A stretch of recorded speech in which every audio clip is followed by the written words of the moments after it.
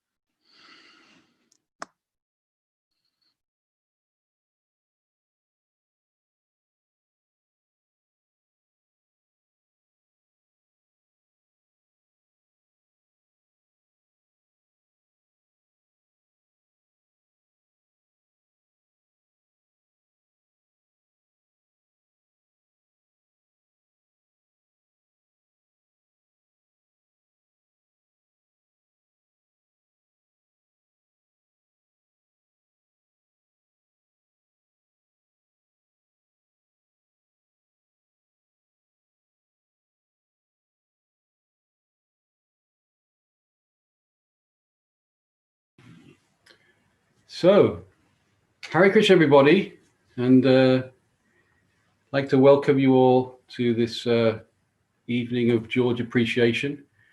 So nice to see so many people logging in. Actually, I don't normally see this many people on Zoom meetings. Yeah. I'd like to welcome you all to this evening of George appreciation. We're getting a little feedback here. So many people Okay, well, it's a nuisance, isn't it, that we've got them. I don't normally see this many people on Zoom meetings. Okay. So can everybody hear me okay? Give us a thumbs up or anything like that. Is everything okay? Great. This is the first test. If we can get the sound right, that's always a good start. So just a little bit of background. Well, obviously, we're based up in Warrington. My name's Karshna Das. This is my wife, Ahara Devi Dasi, and my son here, Mark. If we can get the sound right, that's always a good start. So just a little bit of background. Obviously, we're based up in Warrington. My name's Karshna Das. This is my wife, Ahara Das. Sorry, we're just having a bit of feedback. And my son here, Mark. Oh, I know what that's wrong. I'd suggest. I think it's my. Can you hear me? Karshna Prabhu, can you hear me? Yes, I can hear you fine. Yeah. It may be that someone has their microphone on. Now, what it was, I had the YouTube playing in the background, so I failed at the first hurdle. It was my fault. Anyway, let's carry on. So once again, I'd like to welcome everybody to this event tonight. We had an idea. Obviously, we're based up in Warrington to do something for the Liverpool devotees. But what happened because of the pandemic, they've been unable to have any programs over there. Normally, we have something once a month, and we had this idea that, you know, let's do something for George Harrison tonight. Normally every year we do something on his disappearance day, and obviously down in the Manor they also do something there as well, and it turns out to be a hugely popular event. So likewise today, we were thinking maybe get 20, 30 people, but we've had 100 people register and a lot more people interested. So it's really amazing. And what it just shows actually is George Harrison is a very, very special person that touches everybody's lives. So when you just mention the name, mention that we're going to say something and do something about George Harrison, then so many people turn up and so many people want to express their appreciation. So tonight is exactly that. It is about appreciation, really, you know, our thoughts and our feelings with regard to George Harrison and how that's affected our own lives. And we can share some very nice things. So apologies firstly, because this is a technical thing we're doing. We've got a few things we're trying to work out here. It's a little bit different when you meet face to face. So let's see how it goes. So maybe a few slip ups along the way. You know, please, obviously, everyone keep their mics off. We've got talk, we've got some music, we've got some movies. And at the end, we have an opportunity, we have some spare time opportunity. If anyone would like to give their own appreciation of George Harrison, we'll be able to fit that in. So we're scheduled for a couple of hours. We may go on a little bit further. So let's start. So George Harrison, really, he was no ordinary person. You know, and as I kind of mentioned, he really has influenced everybody's lives, and this is why we're all here today. And really, we can describe him as a deep, influential, mystical person. So just to start off, we're going to play one of his songs and show a slideshow of many pictures just to get us into the mood and get a feeling of George Harrison, the man. And after that, we'll invite Rancho Das to speak. We're very excited to have him with us. We've also got Sakshi Gopal and many other nice devotees with us today. So let's make a start. And also, let's mention Dayananda Maharaj there. We can see has kindly joined us tonight. So let me just start off with this nice little video. So let me just.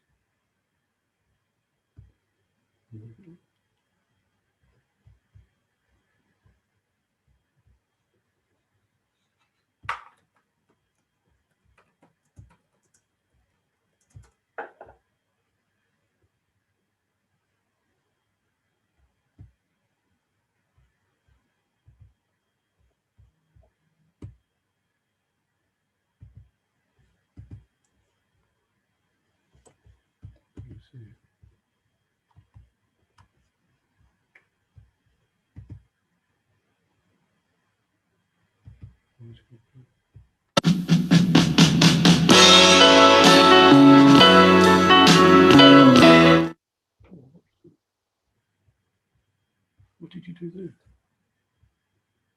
What did you do there?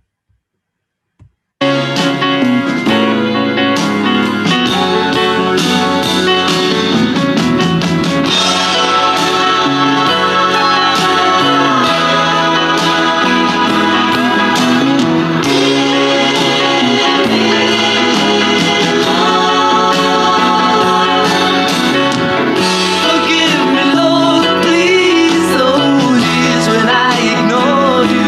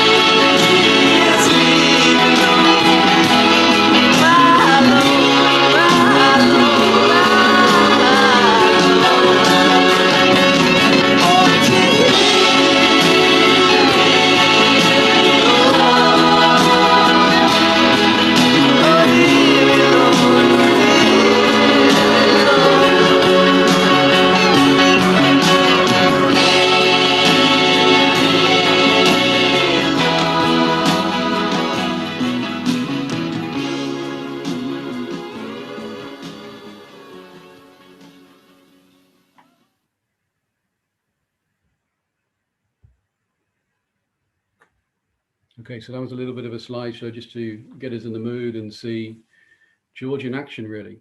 So what I'd like to do now is hand over to Ranshaw. I think I saw him in the room. I'm trying to... Yeah, I'm here. I am here. You are there. I can see you. I'm just going to add you to the spotlight. Okay. Here we go. So, welcome and thank you for joining us tonight. It's a real pleasure, and it's great to be reminded of George and of all my spiritual family as well. So, of course, the first thing that immediately comes to mind was that George got the Hare Krishna mantra recorded. And, you know, I heard that one or two, I know Sakshi would have, maybe one or two of you did. When it came into the top 20 or whatever it was played on the radio a lot. And I was very attracted to that beautiful sound. I didn't know what it was. I thought the words were Hari Lama. So I was singing Hare Krishna, Hari Lama. And so by the time I joined the temple, which was a year later, I was already familiar, thanks to George, with the Hare Krishna mantra. Thanks also to the Hair musical. That was another major reason I knew the Hare Krishna mantra. And 3 days after joining the temple, this was back in September, the year was 1970. 3 days after joining, I just heard, oh, we're all going down to record at Dean Street. There was a studio there. And we met George, and there's a double height studio going down to the basement and up to the first floor. And I got the privilege of meeting George Harrison there in the studio. I'll be very honest, at that time, I was so overwhelmed with Krishna. It didn't feel like such a big deal to be with George, because he was behaving in a very practical way. But one thing I immediately noticed is he took charge of everything. He said, okay, you go there, and he teamed me up with Mukunda, and he decided I should play the karatals and put us in two soundproof cubicles. And I could see that he was a real professional. So in that first year in the temple, George was around, quite a lot. He used to pop in. And I actually never really spoke to him, but I sometimes saw him, and he would come and see Krishna. And if Mukunda was around, which he sometimes was, he would have a few words with Mukunda and speak to one or two of the girls, I think, mostly. That is to say, the brahmacharinis, who he had made friends with before I joined the temple.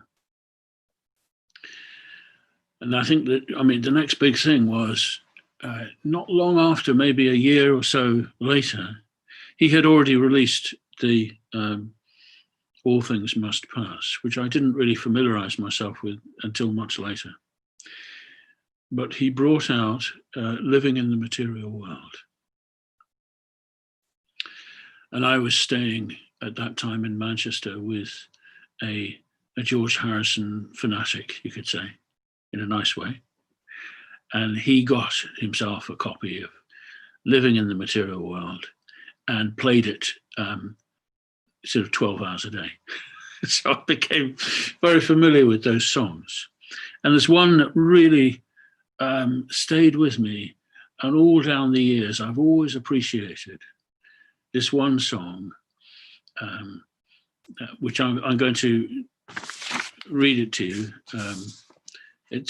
All of his songs, I think, were of a very high, the words were of a very high standard. He obviously put huge effort into saying what he really wanted to say in his songs. And this song, more than any other, defines that act. It's called That Is All.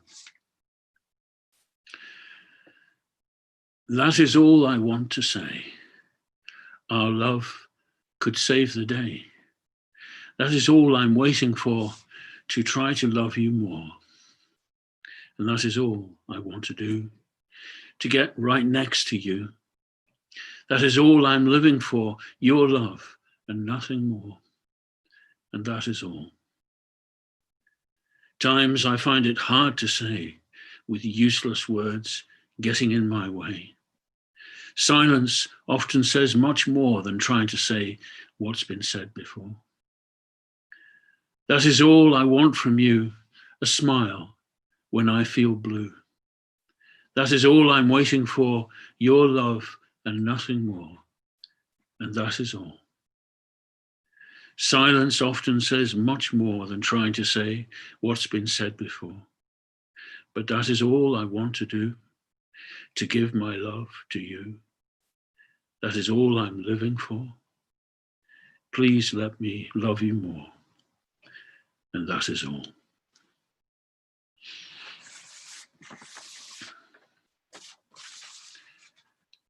Not really much to add to that, actually, because, what's the use of words, in a way? I do remember reading in George's very short autobiography, I, Me, Mine, he said that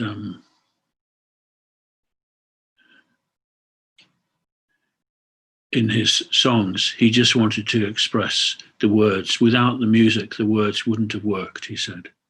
But then I just needed the songs to express my words. So in 1973, George brought us Bhakti Vedanta Manor, and that was, such a wonderful, wonderful thing. When we moved into the manor, it was this great cavernous, echoing, empty spaces. All the walls were blank. The doors didn't have doorknobs on them. Most of the lights didn't have bulbs in the light fittings. And I think I was thinking, how on earth are we ever going to be able to occupy such a huge space? But of course, it got occupied very quickly. And Prabhupada came unexpectedly, really. It wasn't a planned visit. He was on his way, as I recall, from America to India, or possibly the other way around. And he stopped off just for 2 or 3 days. He wanted to see the manor. And at that time, we didn't have a temple room. So we gathered in what is now the theatre at the manor. And Prabhupada, I remember at the end of his talk, he said, "All glories to George Harrison." And we all went, "Hare Krishna." And he repeated it 3 times. All glories to George Harrison. Prabhupada hugely appreciated George's service. I think he knew, to give up my freedom, to give up my independent life is always a big thing, but so much bigger for somebody who's made such a success, who has experienced all the things that George experienced. And he was ready. I'm pretty sure he was ready to give all that up. But Prabhupada wanted him to be exactly where he was. And he said to George to write songs about separation from Krishna, which of course My Sweet Lord is the epitome of that. my sweet Lord, I really want to see you. So he occasionally used to come and see Prabhupada. And I do remember, particularly in 1976, he came when Prabhupada was not well. And Prabhupada actually spent an entire day in bed, which I think was practically unheard of. But George came. Perhaps it was prearranged, I'm not sure. And so Prabhupada received George from his bed, in his bedroom. And I was fortunate to enter the room. I had to bring some references that had been asked for from the Chaitanya Charitamrita to recite a verse, which Prabhupada wanted to share with George. And it was the verse that goes, Tunde Tundavani Ratim Vitunate. I can't remember. I used to be able to say it all in Sanskrit, I guess. But the translation of the verse is, these two syllables, Krishna, are so sweet that when I hear these syllables, my mind becomes inert and the holy name dances in the garden of my heart. So Prabhupada wanted to share that verse with George. And I think George stayed there in his room for an hour or two. And that would have been the last time that he met Prabhupada.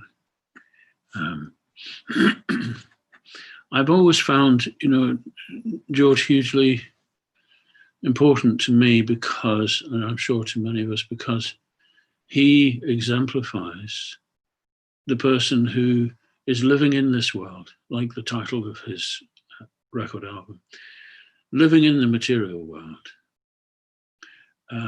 with all that entails. He never claimed, from a material point of view, to be perfect, although actually musically and as an internationally loved person, of course, he was kind of perfect. But he had his material side, his conditionings, but it didn't come in between him and Krishna. And I always found that tremendously encouraging, actually, because I can't be some kind of spotless, pure soul. I feel very much that I belong, for the time being, in this world. But at the same time, I do have faith that Krishna never lets us go. He's always with us at all times. So Shamsundar told me that, when George gave the money for the Krishna book, and so Prabhupada said, you should write a foreword for the book. So George had a go, but he couldn't come up with the right words. Every time Shamsundar showed his draft to Prabhupada, Prabhupada had some reservations. A lot of it was because George wanted to include the names of some of his other teachers in there. Swami Yuktananda, I think it is, in particular.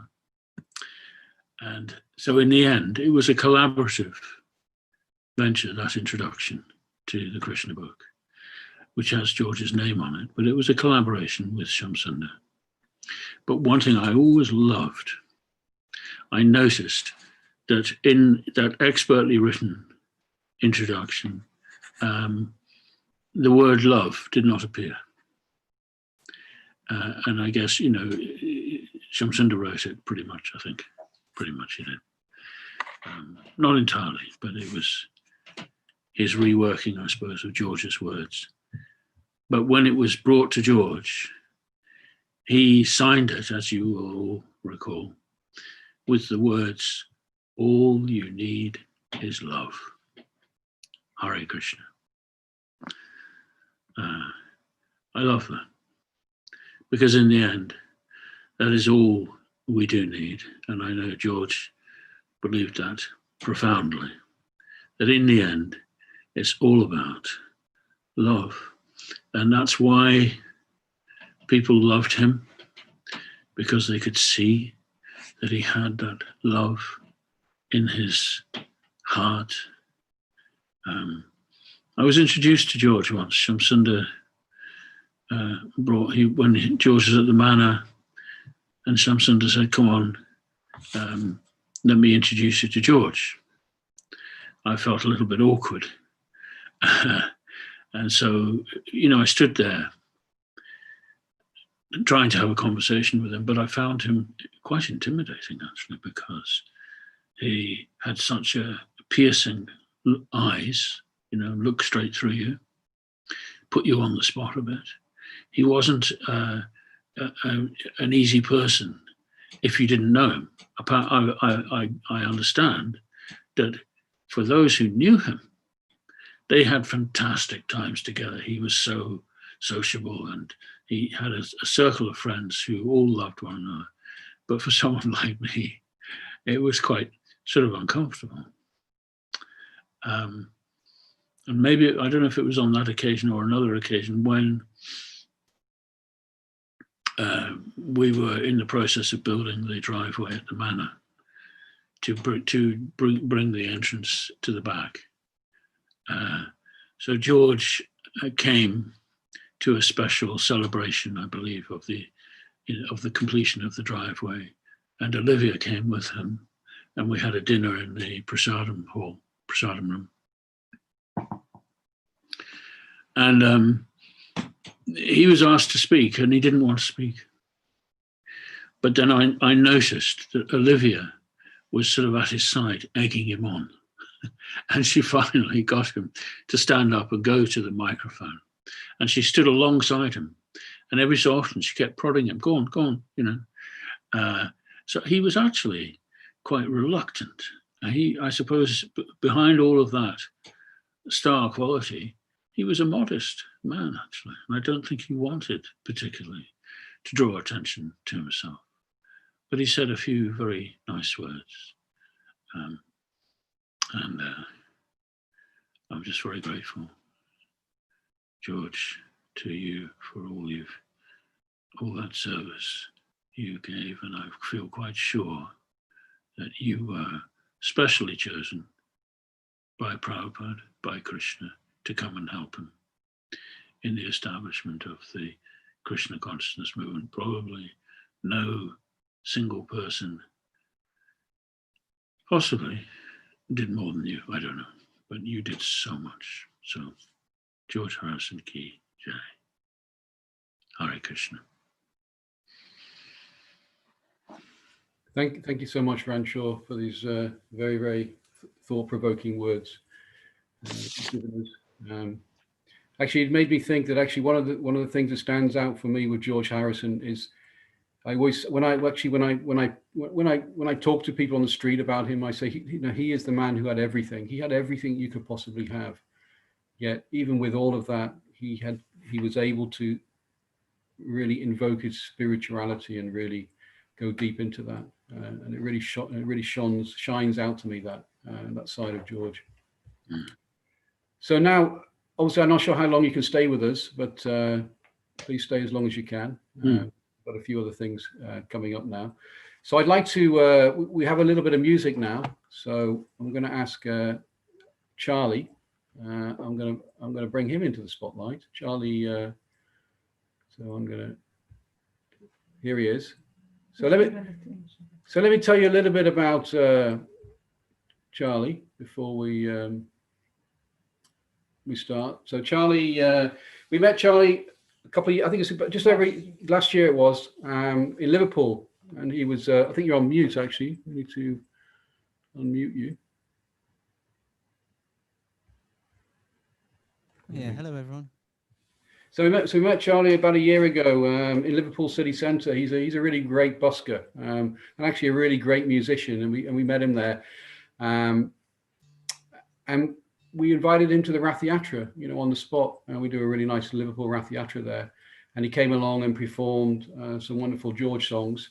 So, and it was such a really nice, sweet experience. We thought we'd invite him back today. So he's an amazing musician. He has another facade called Misery Guts, I think, is what it is. Something Misery Guts. Misery Gut, yeah. So songs. So anyway, we have about over to you, and yeah. Okay, thanks, mate. Nice to see you. Thanks Nice for to see coming. you too. Right, I'm going to do my best with this, guys. Hope you like it. I really enjoyed your story. I haven't met George Harrison. I wish that I had, but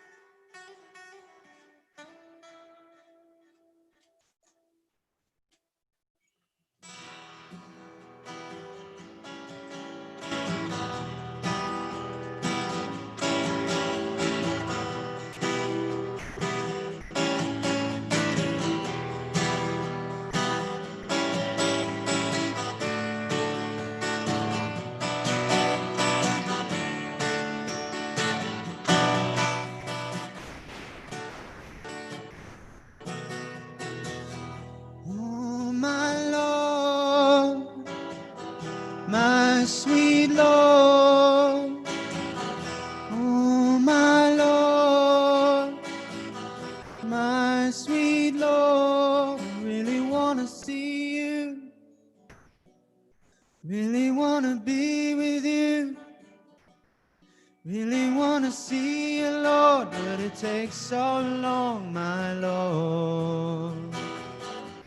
Oh, my Lord, yeah, my Lord, really want to go with you, really want to know you, really want to show you, Lord, that it won't take long, my Lord, my Lord, yeah, my Lord, my sweet Lord.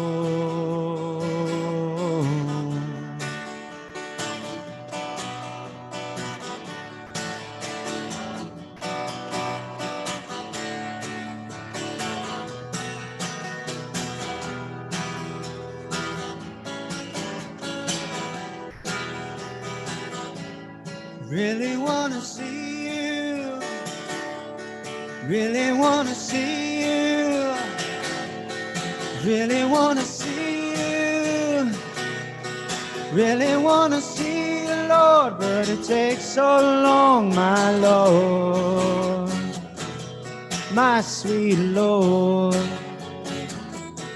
oh, my Lord, my sweet Lord.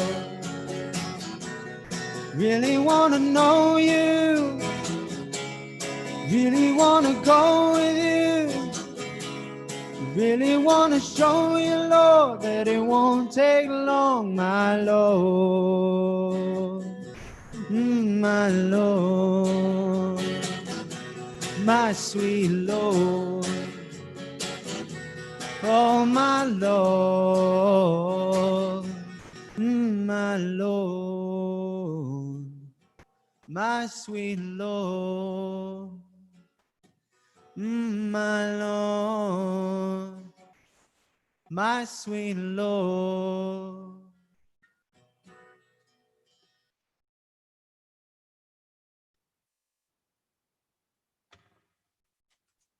Thanks for listening. Amazing. Thanks very much for that. Really, really good. Really, really nice. Adds to the mood we got here. So thanks for coming and sharing that with us. Thanks very much. And, Really please, if you guys are on your computers within the next few hours, please like my page. It's Misery Guts with a Z. Thanks. Cheers. Appreciate it. Thanks, Charlie. Yeah, please stay on and enjoy what's I'll coming. hang out. Drink a tea. That's the bit. So we're now going to invite Sakshi Gopal to speak for us. And I think we've got to, oh, let me ask you to unmute. And I'm going to add you to the spotlight. Hare Krishna. Hare Krishna, welcome. And thank you so much for coming as well. And thank you for the encouragement for actually getting this event up and running. It's been really, really helpful to have you behind it. So we've got until about about 8 o'clock, something like that. Okay. So it's a little bit of an experiment this, because we're going to play a little bit of music as we're talking as well. So please forgive me if I don't get the timing right, but let's see how we can get on with it. So over to you. Well, thanks for putting the energy into getting this together. It wasn't my idea. I got a call from Krishna, a text or call, saying what he wanted to do to enliven the devotees and the various groups he facilitates and arranges up there. So this is a first, of course, a digital George Harrison evening. Some of you may have already been to the Bhaktivedanta Manor on the 29th of November, where ever since George passed away in the early 2000s, we've had an evening of George. It started as a very simple program, kirtan, of course, and inviting people to come and sing a George song or say a few words, and of course some Krishna Prasadam. And it grew over the years until in the past few years, it's been very stunning. We've had some amazing cover songs, cover bands. The most prominent one is morphed into a band called Singha. They used to call themselves the Inner Light. 4 devotees, very, very professional, very nice, and had a very nice atmosphere. And it was like a party atmosphere, a very simple party atmosphere in the Prasadam room. So this is a first. And of course, what we lack a little bit in atmosphere, we're all in our own homes, sitting by our computers, front rooms, under the stairs, in our bedrooms, or wherever we happen to be. And it's nice to see people's decor, a picture of Prabhupada I see here, and an altar, and someone's got a picture of George. She's very nice. So, George. So he passed away. This is his the 19th anniversary of his passing. I just read this morning, as interestingly enough, every 19 years, there's a whole cycle of lunar cycles and solar cycles, which again resonate and click again, exactly synchronize every 19th year. So there's also a special astrological aspect to this particular celebration of George's passing. Perhaps celebration isn't the right word, but for someone who did so much service as George did, he brought light into so many people's lives. We lament his going, but we want to celebrate what he left behind, and also celebrate his destination, which will be very glorious. So, of course, speaking to a live audience, you can ask people to put their hands up to certain questions. How many were Beatles fans? How many were George fans? What was the first track of George that made an impression on you? But we can't do that because it's all digital. We're a bit limited. And I've heard that the prasadam at the end of this program isn't so good either, unless you're cooking it yourself, because there's only digital prasadam and it doesn't really make the grade. My first introduction, of course, was to the Beatles, like everybody. The first thing that caught my ear was the sound of the sitar on that track called Norwegian Wood. That was my first introduction to Indian culture, the sitar. What was that sound? Amazing sound, mesmerizing. And then come another song, what was it? Love You Too, sitar on that one. And then came Sgt. Pepper, the famous Sgt. Pepper's Lonely Hearts Club Band, and the track Within You Without You. And this was a unique, I'd never heard anything quite like this before. It was also the first Beatles song that didn't include the Beatles, which is quite unusual. As ever, George was actually a trailblazer. He was a pioneer in so many different frontiers. So he had a track on the Beatles album which didn't include the Beatles. That was quite unusual. And not only, it wasn't even rock music. It was something totally different. And not only that, but the words.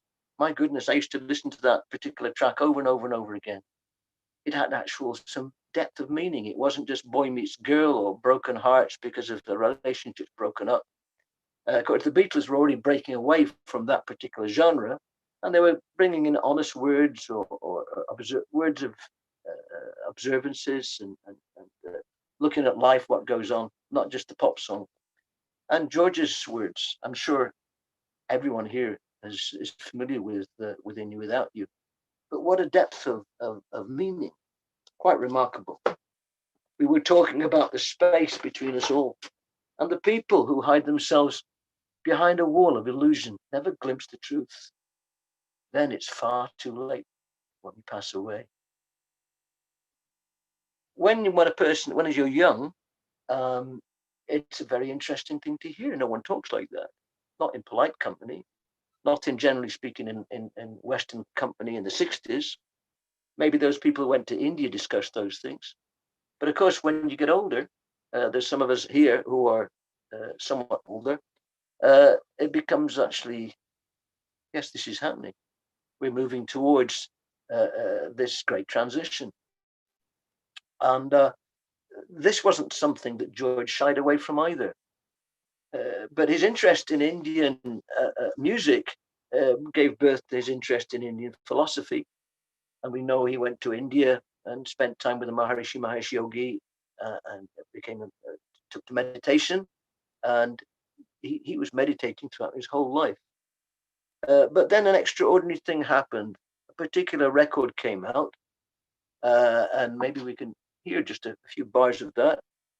This was Srila Prabhupada's cut an album within a few months of him opening the Matchless Gifts storefront in New York in 1966. Prabhupada said, we will make a record album. Do we have that on tap, Karshna? We do. Maha Mantra, if we Hare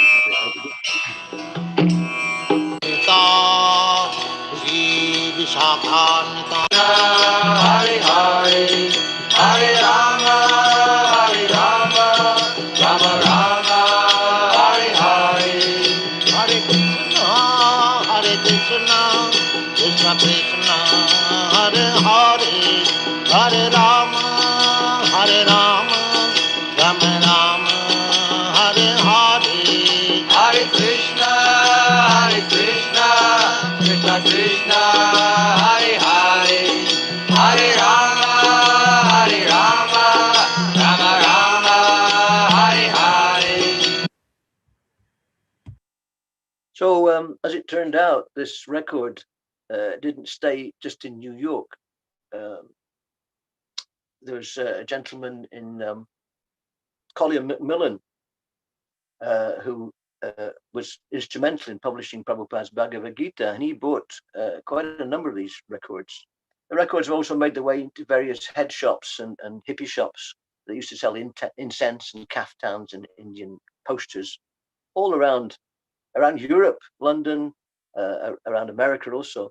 And somewhere or other, George came by one of these records, and he bought quite a few and gave them to his friends. So this was George's first introduction to Srila Prabhupada's words, to Srila Prabhupada's kirtan. It must be added that just prior to this, the Hare Krishna mantra was popularized to some degree by Allen Ginsberg, who had been to India and chanted the Hare Krishna mantra there. And in the States, of course, Allen Ginsberg's support and approval of Prabhupada and the message made a big impact also on the hippies. So George's first introduction was via this record.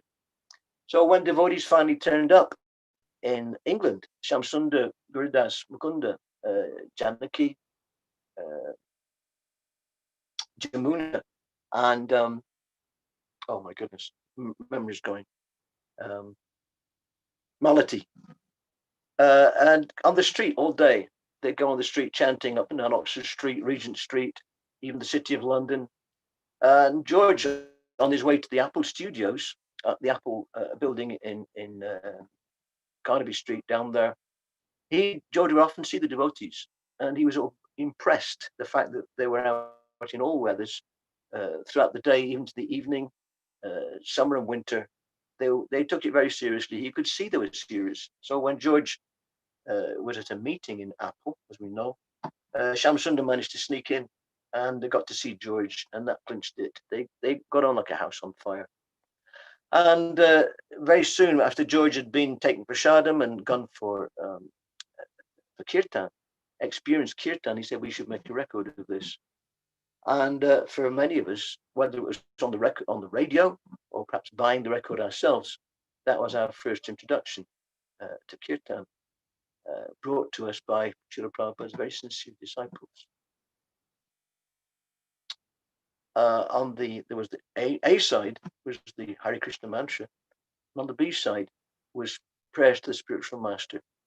Can we have that one, Karshna? Prayers to the spiritual master. Don't actually have that one Okay. at the moment, but I have the others. Put the Maha mantra on there. I don't have that one either. You mean from that album? I don't have that album, unfortunately. Okay, no worries. Anyway, everybody knows them, I'm sure. It was a late What's that? It was a late request. Yes. So that record touched so many people, and George met Srila Prabhupada shortly afterwards. I'm sure many of you have read Shamsunda's book, Chasing Rhinos with the Swami. I'm not at home at the moment. I've got a very old mother, and I'm here for a few days. So I can't show you the book, Shamsunda's book, Chasing Rhinos with the Swami. Anybody who's not got the book, I recommend you try and get hold of a copy. There's 3 volumes.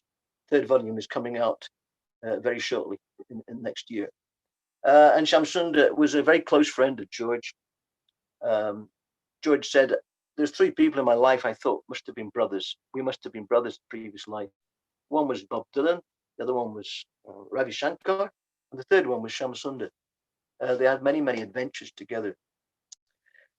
So when Prabhupada came to England, George was introduced, and as Rancho pointed out very nicely, what was already fertile spiritual ground, George now had the association of devotees and Srila Prabhupada himself. So it'd be interesting to know what was the very first,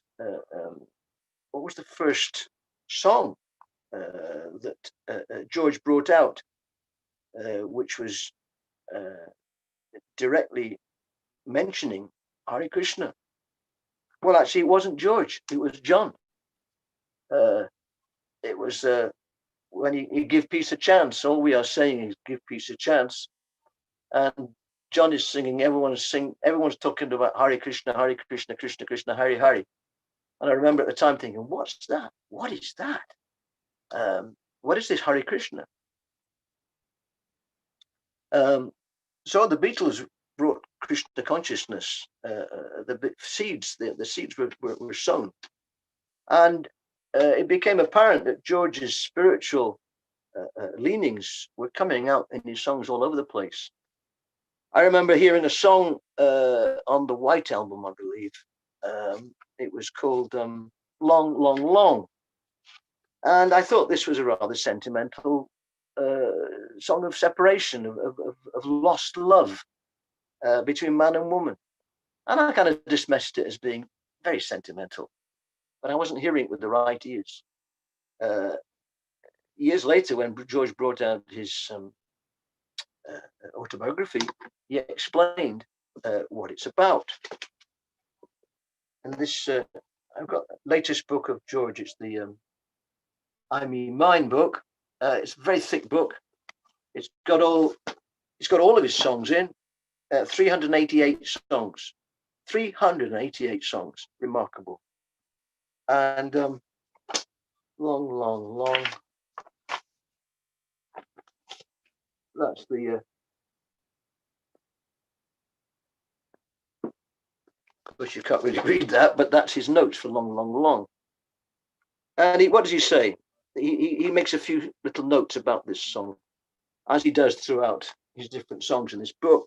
He says, the you in long, long, long is God. I can't recall much about it except the chords. And then he goes on talking about chords because he's a musician. He shares, so he's not only sharing his journey in terms of the music, but this is about the Supreme Lord. So maybe you could play a few bars of long, long, long.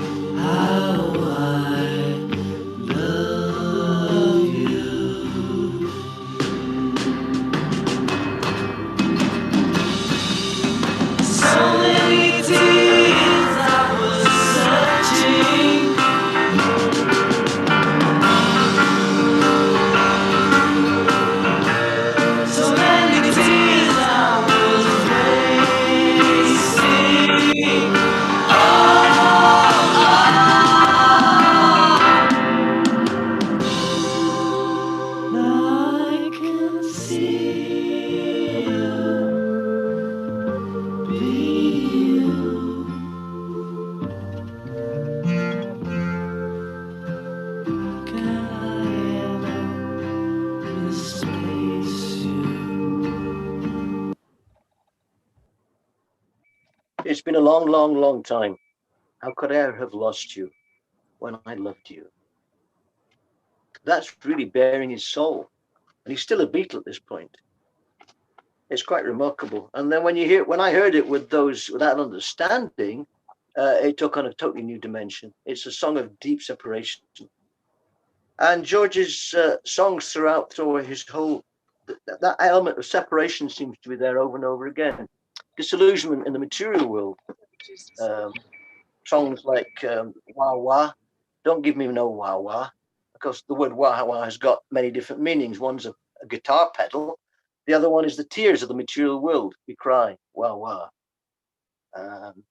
Sour Milk Sea, that was a song he wrote for Jackie Lomax, which he didn't release that one, and the Beatles didn't sing it. That was one of a song. He was very generous. He gave many of his good songs away. With the Sour Milk Sea, he says, if your life's not right, doesn't satisfy you, don't get the breaks like some of us do. Better work it out, find out where you're going wrong. Better do it soon. There you go. You got it? Get down to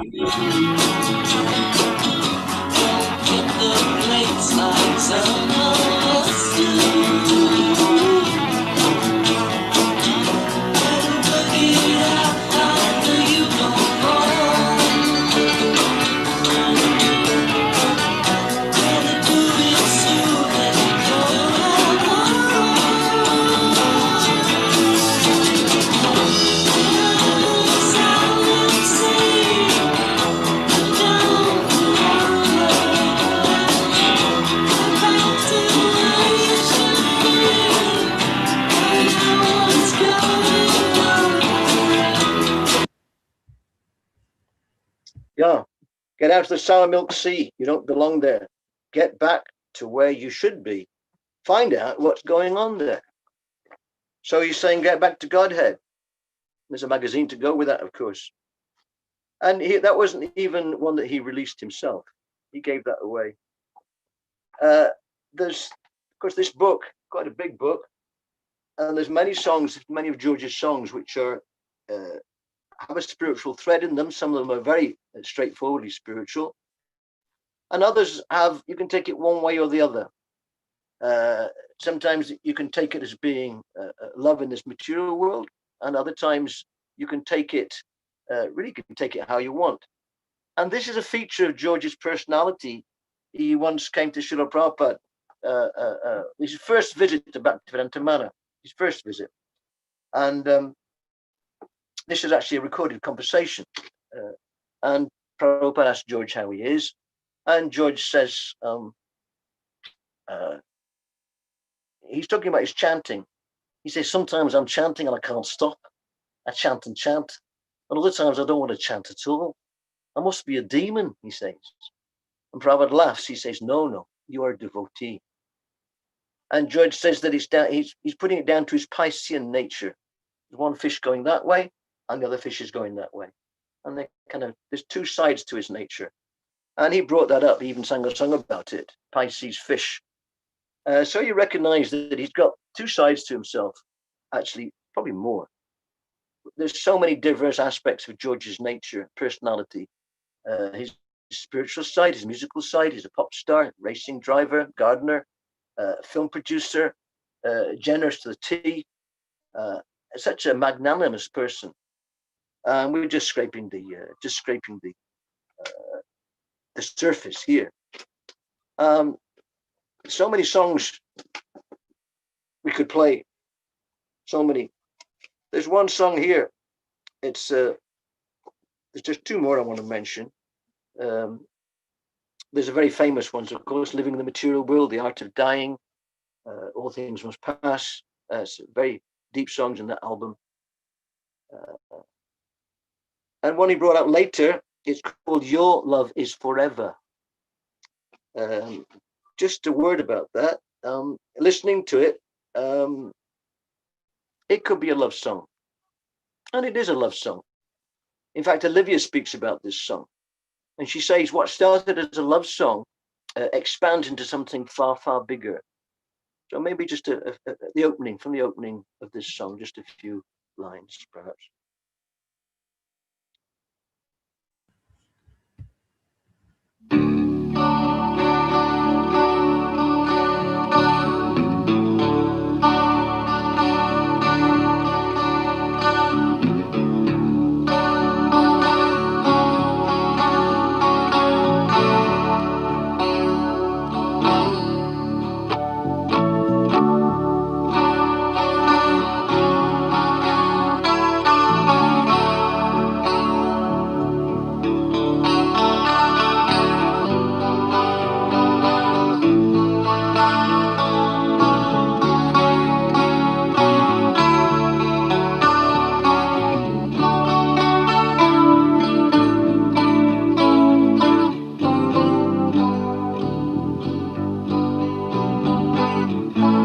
Sublime is the summertime warm and lazy.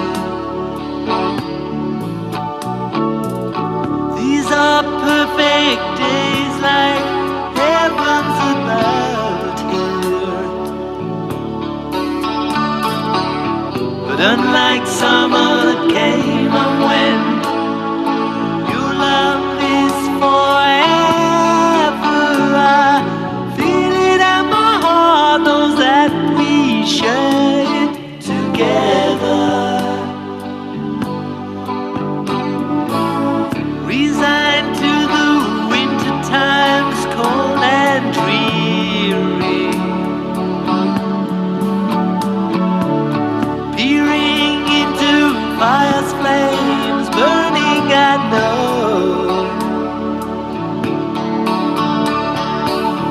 And like winter came and went, your love is forever.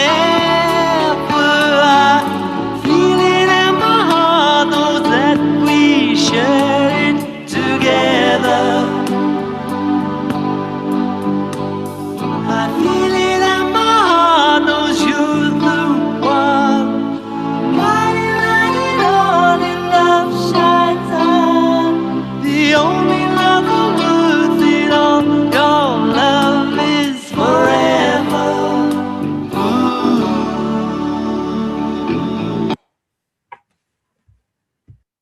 Yeah. And when Olivia commented about that particular song, she confirmed that it was going to a much, much deeper level. And many of George's songs were like that. It could be taken on different levels. And it's ultimately spiritual. It all depends on the ear, how you're hearing it. It's one last one I want to mention, song, which actually never made it. George actually never recorded it. It's rather unusual, but it's an example of George's gratitude.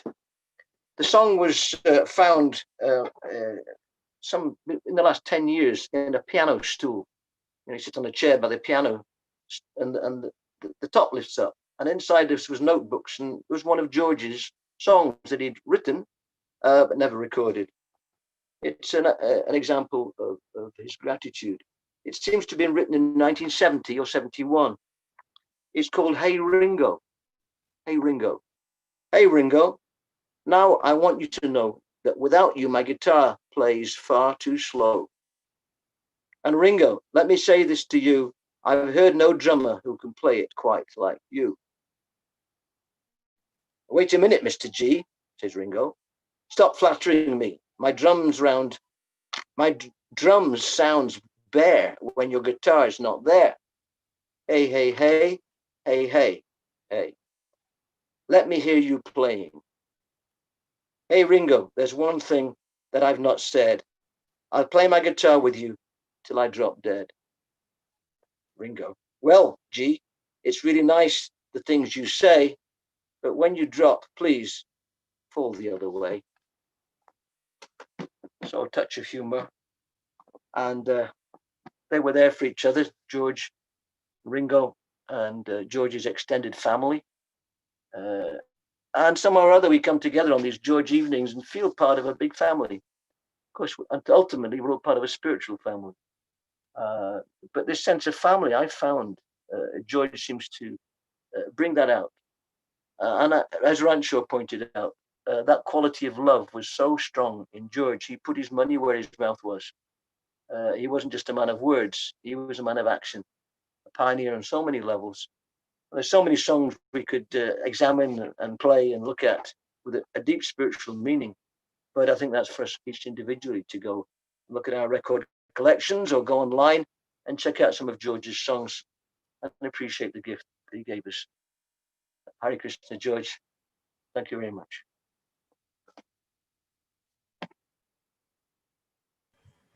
Hare Krishna, Sakshi Gopal, thank you so much for that. It was nice to hear about his songs and what they contain. So we're just going to move on to another short video, which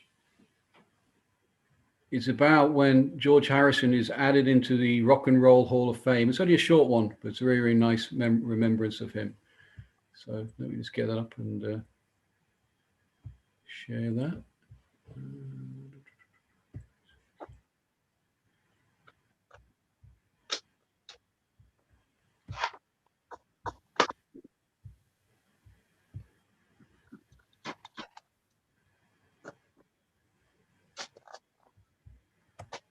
Now to induct George Harrison into the Rock and Roll Hall of Fame, Jeff Lynne and Hall of Fame inductee Tom Petty.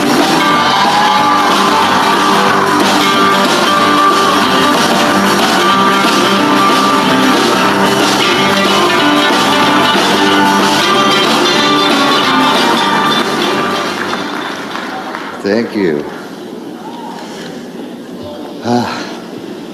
Some years ago, George asked me to speak and present him with a Billboard Lifetime Achievement Award. And he began his acceptance speech by saying, "I'm sure being in the Beatles has not been a hindrance to my solo career." He was first inducted into this great hall as a member of the Beatles, and tonight he receives the second nomination as a solo artist.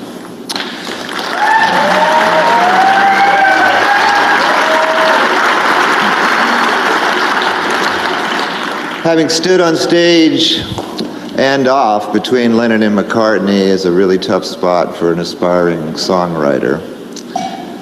Yet learning his craft, he grew into an excellent writer, coming up with classics like Something, Here Comes the Sun, many more. He became so prolific that he began to stockpile large amounts of unreleased songs, and this would become the basis for his first album, All Things Must Pass.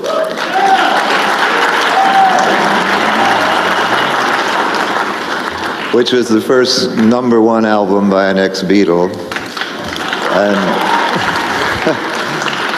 And many more hits would come. He often said he wasn't pursuing a solo career at all. He never hired a manager or had an agent. He just loved playing music with his friends. And he loved guitars, and he loved rock and roll, and he loved Carl Perkins, and he loved Little Richard, and he loved Danny and Olivia. And he loved to stay up all night long and play the ukulele till dawn, till the kids were all in bed and tucked away. Throughout the 80s, he hit #1 again with his Cloud 9 LP. And then he formed what he called his other band, the Traveling Wilburys.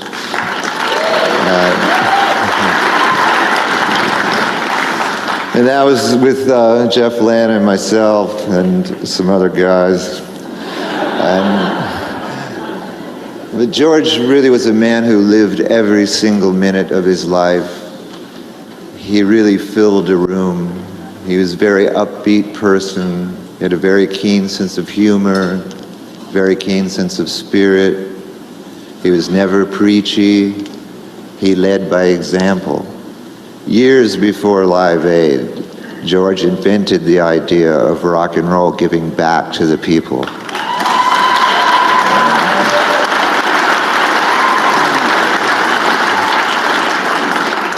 And I know, as I look around, I know many of you in the room knew him. And he was my dear friend, and yours, and the world's. He achieved much more than being a successful artist. He was a truly great man.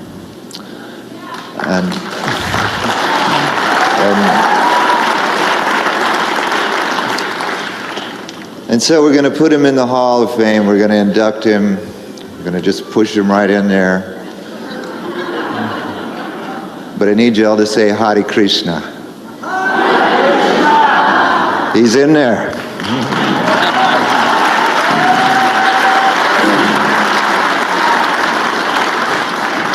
Hello. George was a great friend of mine, and we used to hang out a lot and make lots of records. Knowing George as well as I did, he's probably watching tonight and saying, get on with it. So I'd just like to say, well done, mate. You're in the Hall of Fame, where you belong, and it's about time. Thanks.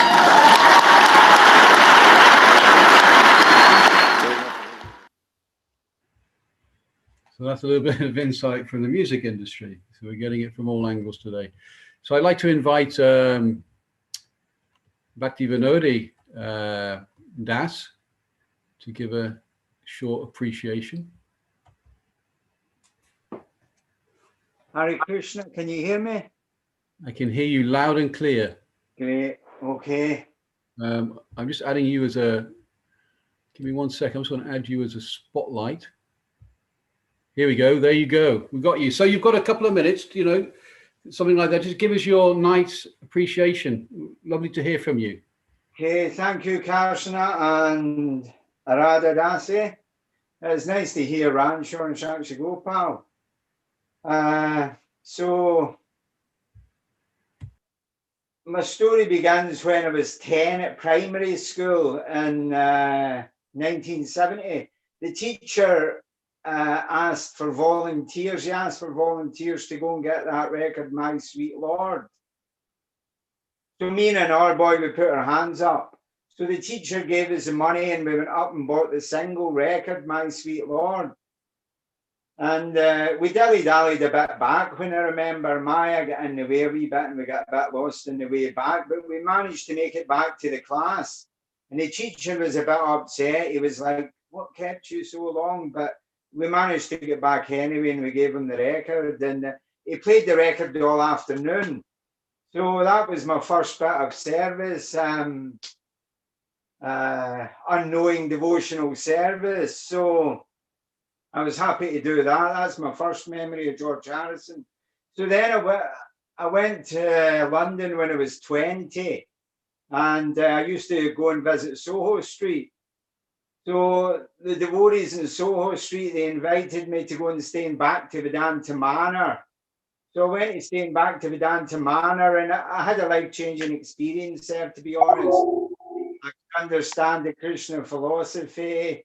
I had questioning Christianity. Why are people suffering if there's a God? But the reincarnation karma, the atmosphere at the manor, they called the cows first names, the prasadam, of course. It was a very, very good experience. And so I left the manor, but I just went back to my old ways. But then in 1989, I came up to Scotland, and I was doing Sankirtan in Scotland book distribution. And that reminds me of a song George used to sing, forgive me, Lord, for all those years that I ignored you, and forgive them, Lord, all those who feel they can't afford you. So any devotee that's been on the street doing Sankirtan, I'm sure they'll be able to relate to people thinking they can't afford the best, they can't afford Krishna, but we know they can. So anyway, I did Sankirtan for a while, and one devotee told me, he says, get some George Harrison DVDs and some albums and things. So I remember I walked in the record shop, and the Bangladesh double DVD was sitting there, and it was £25. It was quite a lot of money. So I was thinking, I don't know if I like it, will I get it, will I not? So I walked around the block, and then I decided to buy it. So I took it back to my flat and I played it. I couldn't believe it. It was so good. I didn't know George Harrison did so much. He was standing there in Madison Square Gardens, in front of 15,000 people, and he just said Hare Krishna, and he sang My Sweet Lord and other Krishna songs. So I thought in that sense he gave everything. So yeah, and there was the other. So after that, I bought some other DVDs, and I remember I bought one where George was singing a song, and he was singing, "Our problems are our own creation, and they can all be overcome if we take to the power that's free to everyone." So that that made a big impact on my life also. I mean, George has done so much for the world, really. I think, you know, the world's indebted to George Harrison, although I don't think he'll be looking to be paid back. I'm sure he's with Krishna. So, yeah, I also really appreciated the Martin Scorsese film, Living, what was it called? Living in a Material World? Martin Scorsese made a film anyway. But the Bangladesh concert in '71 was in every movie theatre in the country as well. And I mean, the manor and giving the money for the Krishna books, and also the Eric Clapton tribute to George. I invite lots of friends round to watch that, and we have lots of nice evenings and afternoons sitting watching that. So I got quite a collection of books, and because I was working with a lot of young volunteers in the garden, so I used to turn them all on to George Harrison. So yeah, fantastic experience. Really, really, really. Personally, myself, very deeply benefited from George Harrison's music, songs, love. Yeah. So also one last thing. I saw on the Material World DVD that actually George didn't want to bring out that song My Sweet Lord, and the record company didn't want to bring it out because they thought it was a bit too God. They thought people wouldn't buy it, it's too religious. But Phil Spector, who was the record producer at the time, he says that's a hit single. So I'm quite happy to hear that he did that, because he's in a bit of trouble now. So hopefully people will have good thoughts for him, and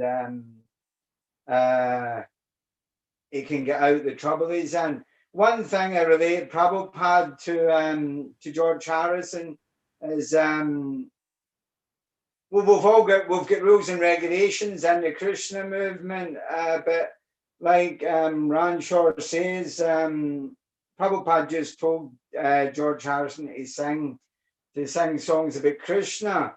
Because I remember Jayadev asked Sri Ramaswamy one question. He says, is it possible to make tangible advancement in Krishna consciousness if you don't follow the regulative principles. And Shiva Ramaswamy says, yes, there are exceptions, but don't try and be the exception. So George Harrison was an exception. So the way he made it back to Godhead was he pleased Prabhupada. So in that way, we can see there's a chance for everyone, because it's difficult to follow all the principles and rules and regulations. But the devotees are so merciful. Prabhupada was so merciful that he delivered George. So Hare Krishna, thanks for the opportunity to speak. Thank you, Prabhuji. Thank you for these great words. And please keep up with your online preaching. Yeah, you did a great job there. Great, thank you. So I just want to read there's a message here from Tribangananda. He says, one lyric from George's song, Stuck Inside a Cloud, that really does it for me. In the middle, he sings, only thing that matters to me is to touch your lotus feet. Very nice. So I'd like to call Dayananda Maharaj to speak a few words for about 10 minutes. I've got to squeeze everyone up a little bit. Thank you. I don't have any personal experience like Sachi Gopal and Ranchar Prabhu, but I've always, heard about George Harrison and how he wrote so many songs to attract the devotees. And so when I started traveling abroad, especially to Russia, I used to, what I knew about George Harrison, I used to preach there, used to give classes and speak about George Harrison. And the devotees were really interested. They were very attracted. It was a very easy way to, give Krishna consciousness to people. I met one devotee there. He was sannyasi at the time. They called him Nitai Chaitanya. So just recently, about a month ago, he left this world. He got COVID-19, and actually he was my godbrother. And so I first met him there in Moscow, and then we went to Smolensk, which is a town about 400 kilometers away, and he helped me to do some preaching there. And then, as I got to know him, we started being more intimate and exchanging experiences. And I said, how did you come to Krishna consciousness? He said, well, I was a teenager. Well, he was 21, actually. He says, I got a job. But at that time, the Iron Curtain was still down. It was before 1990. And he said all the youth behind the Iron Curtain, they were mad after Western popular music. And so, used to tune into the BBC, make sure there's no KGB about, and then tune into the BBC and listen to the hit records. And one day he was tuning in, and all of a sudden he heard this strange sound. It was, I can't remember how the mantra goes, but does anybody remember how the mantra goes, the popular mantra which got into the hit parade? Anyway, he heard the Hare Krishna mantra, and he started listening to this mantra, and he was thinking, I've never heard anything like this before. But, he says, this is not really pop music, but he was so attracted by it that he kept it on. And then when the program was over, he found that, 4 weeks afterwards, he couldn't get it out of his head, this Hare Krishna mantra was going around in his mind. And then after some time, he met some Hare Krishna devotees, and he started reading up. And he became very, very serious about Krishna consciousness. He became the temple president in that part of the world, in Kiev, in the Ukraine. Then he, some years later, he took sannyas, and now he's actually left this world and achieved success in his life. So the point is that, George Harrison was much more successful than we can actually imagine. So many people benefited from his music. So that was one thing I could understand. And then, you know, when this lockdown started in, when was it, April, March, end of March, beginning of April, you know, I had some time and I thought, you know, I've always heard about George Harrison's records. So I started to listen to them. I went on the internet and started listening to his devotional songs. And I realized by listening to the lyrics, he actually was a very realized person. He understood the essence of Krishna consciousness. And one particular song he was singing, it really struck me. He said, all I got to do is love you. You're speaking about Krishna. Then the refrain was, all I have to do is be happy. And that's Krishna consciousness. He understood that. And he exemplified that in his lifestyle. You know, some devotees are very learned. Some devotees are just very devotional. But he seemed that somehow or other, he got the mood of Srila Prabhupada. And to do what he did without hardly any association is tantamount to nearly being impossible. You know, we all know that when we don't have association and we're out in the sticks sort of thing, that it becomes very, very difficult, or it becomes a pressure to practice spiritual life. We have so many distractions, so many untoward association. But he was actually in the middle of the, you know, the most successful people in the world. And yet he still maintained his equilibrium and wrote, as Sakshi Gopal said, nearly 400 records. And this is what Prabhupada asked him to do. Prabhupada told him that he didn't have to join the temple. He was asking, should I join the temple? Should I shave my head, join the temple? Prabhupada said, no, you don't have to do that.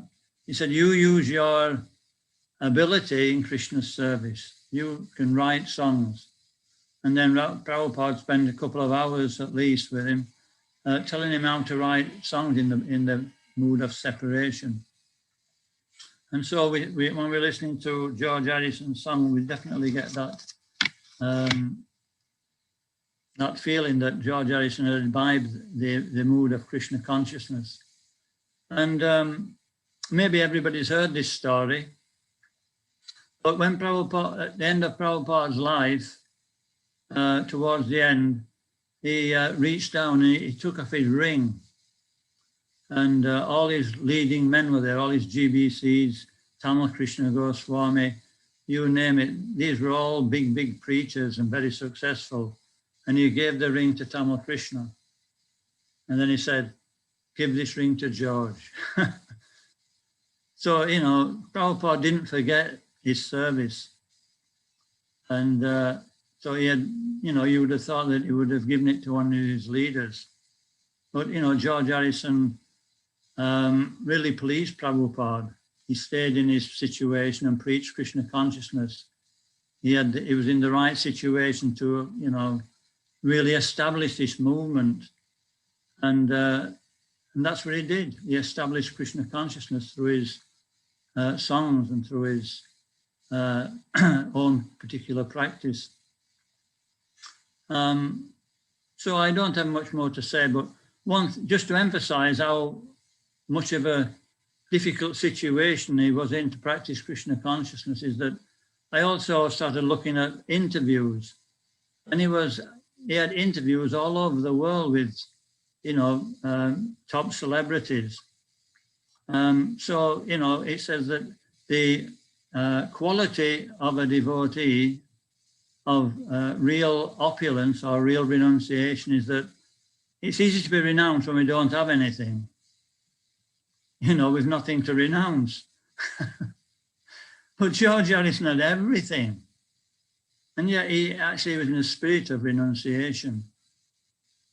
And at the end of his life, I saw one clipping where his wife, Olivia, said that when he left this world, he said the whole room lit up.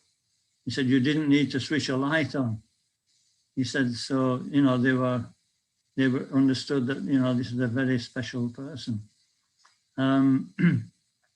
So So I don't know how long I've been speaking, but I'll not speak any longer because there's many devotees here who probably have more realization than myself. So we can give them a chance to speak. So thank you for giving me the opportunity, and all glories to George Harrison. Hare Krishna. Thank you, Maharaj, for your kind words. Yeah, I mean, actually, I was just thinking this event's actually quite special because obviously it's virtual, but we have a nice opportunity to hear from people actually all over the country, and it's very nice, and I think it makes it a little bit special. I just wanted to just mention this picture here. Actually, you may have seen this picture here. This is actually we put this together. It's a little altar for George that we thought, and you can see the name. This is actually George in spirit here. So he's with us today and listening to all the appreciations. I just thought I'd mention that. I can't really ask to unmute, unfortunately. So I would like to invite Katie, who's got a little poem she would like to read. Let me just add you 1 second. Let me just add you to there, and so I'll let you over to you. Hare Krishna, everyone. It's not a poem. It's actually something I've just written about my journey with George. Okay. Hare Krishna, dear George. As a child, I grew up to the sound of the Beatles. By age 12, I was intrigued by you. It wasn't just your physical beauty, there was a real depth to you that even at that young age fascinated me. I would regularly visit the Beatles Museum alone and just sit by your picture, wondering who you really were. At age 16, on my way home from school, I met the devotees and joined in with the Harinam party. I went home blissful with a book and wanted to share my experience with my parents. Sadly, they discouraged me, and I wasn't strong enough to go against their wishes. Fast forward just over 3 decades. It was a normal Saturday afternoon. I was going shopping. I got off the bus as usual, but this day it wasn't usual. I walked straight into Lord Jagannath. Although I didn't know who he was, I was intrigued by this smiling calf figure with 2 other figures similar to him. But the people he was surrounded by intrigued me more. What were these strange markings on their faces? I didn't know, but I deeply knew I had to stay with them. The shopping was abandoned. There were many stalls selling things. My shopping wish was fulfilled. The first stall I looked upon was full of pictures of you, dear George. What was this? I then realised, oh, they're Hare Krishnas. I still didn't know who these strange carved figures were, but they totally mesmerised me. A man on stage talked about chanting and how it could relieve all anxieties. Chanting, George, you were very fond of this. I had to find out more. I went back to the store with your pictures and asked a kind lady, please show me how to use these beads. She did, and I did, and I loved it instantly. The devotees found you, George, and became your friends. Because of your generosity, we have Krishna book. When the temple became too small, you brought back Devanta Manor for Lord Krishna to reside in. You had finally found a purpose for your wealth and fame. Through your beautiful music, you were able to preach widely. You even brought the devotees onto British television. Who can say how many conditioned souls you reached through that alone? You had your struggles, George, as we all do, but you always had a deep faith in your sweet Lord. Sorry. I believe that you are now playing your sweet, sweet music at Srila Prabhupada's lotus feet, looking down at the material world and saying, as you so often did, it's all just Maya. Thank you, George, for setting me on the path to what will hopefully be my way home. I am forever indebted to you. All glories to Srila Prabhupada. Hare Krishna. Thank you, Katie. That was really, really beautiful words. Thank you. Can I just mention one thing? That obviously this event was organized, but and there was many events in similar to this in Liverpool before for a long time. But this year actually was Katie who, as we were talking, she mentioned, are you going to do anything this year for George? And that's where it all started. So I would just like to thank her for that and her devotion to George Harrison and Srila Prabhupada, because without that little question, we may not be. Thank you, Katie, for that. Yeah, I mean, as Dyananda Maharaj mentioned, the Radha Krishna album on the top of the pops. And that was the first thing we listened to. So we know that connection with George. It's been there for so many people in the beginning. So we're going to invite, have a little bit of music now, and we're going to invite Sakya Ras to sing us a nice song. I think he's on. Let me have a look. Find him.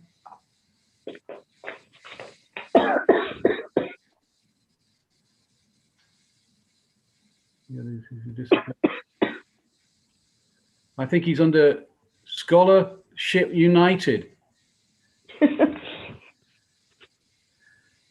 Are you there, Sakya Ras? Can you hear me? Yes, I'm here. He's there. We got him. Thank you very much. Katie, that was very nice. Thank you. So we're going to do one short song for 2-3 minutes. But before that, I wanted to recite one poem we've just written this evening for George, quickly. A rushed poem. Poem on the go. Poem on the go. This is for George. I'm not sure where it all started or exactly how it began. The fact that George Harrison loved them is an open secret to almost everyone. It may be that he first ate them in Haridwar, Rishikesh, or Dehradun. Perhaps it was from Maharishi Mahesh Yogi that George tasted it during, or it could have been that Shamasundar, Jamuna, or Malati first gave George this taste of nectar, prasadam cooked in hot ghee. The dish is most popular in India when the weather is cold or rainy. It goes well with tomato chutney and is said to make you quite brainy. This vegetable looks ever so similar to our brain, or so they say. It has a stem just like our grey matter and can be served on a plate or a tray. Yes, George was the beetle who fell in love with this tasty delicacy. And I know that he really loved them, especially with tomato chutney. Or maybe even a cup of tea. Have you guessed it, or are you still wondering what on earth I'm referring to? You should know by now because you've probably eaten a few hundred or 1,000 or two. But I know if George was still with us, with his warm heart and sharp wit, he would definitely ask for more of them. To this, he would surely admit. Yes, you've guessed it. It's the cauliflower pakora that made George's saliva glands flow and made his tummy rumble, even gave him the desire to grow rows and rows of cauliflowers in his own garden that he so dearly loved, nearby his Matterhorn mountain, past Lord Shiva's fountain that he was so proud of. Srila Prabhupada as a boy was called Kachori Mukhi, and Lord Krishna is world famous as Makanchor. Bengalis eat rice and mishti dahi, but George is our dear Pakora chore. So the next time you see this tasty treat, a superb little delicacy, remember George and his addiction to gobi pakoras with a bowl of tomato chutney. The moral of this story is clear and concise. Don't leave your cauliflower pakoras out of your sight, because You never know when George will be back to give us his love and his light, and those Gobi Pakoras will be out of your sight. All glories to George Gobi Pakor Chora Harrison. Hare Krishna. Thank you very much. Hope you like the poem about George's love for pakoras. So also, one thing that I really like about what George has given to us is he was very, very fond of this song. Actually, he was very proud of it when he took it to be released as a single. And it's the Govindam prayers. So I'm just going to recite the chorus. I'm not going to recite the whole song with the little Hare Krishna mantra. Can you hear? Is it okay? All right.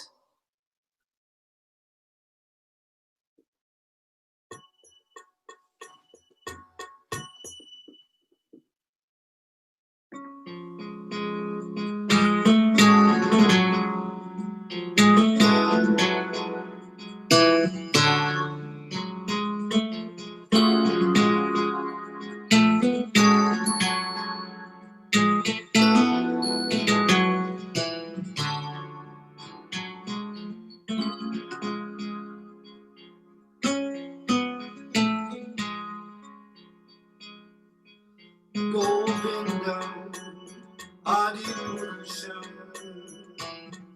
Tamam Bhajami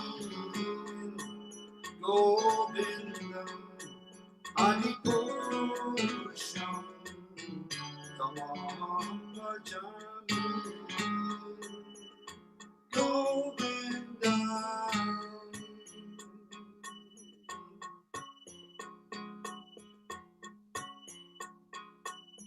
Adipurusham Tamam Bhajami Govindam Adipurusham Tamam Bhajami Govindam. Everyone, Govindam, Govindam.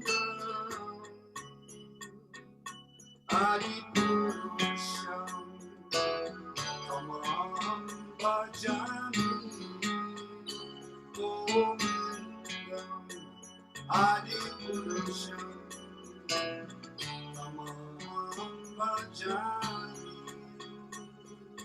Govindam Govindam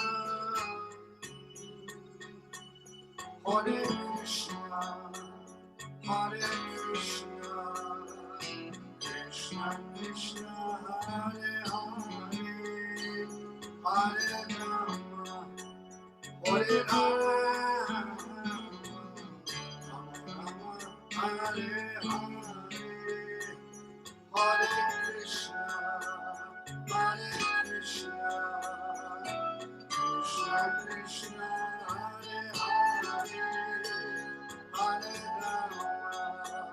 Hare Rama, Rama Rama, Hare Hare, Govindam, Govindam.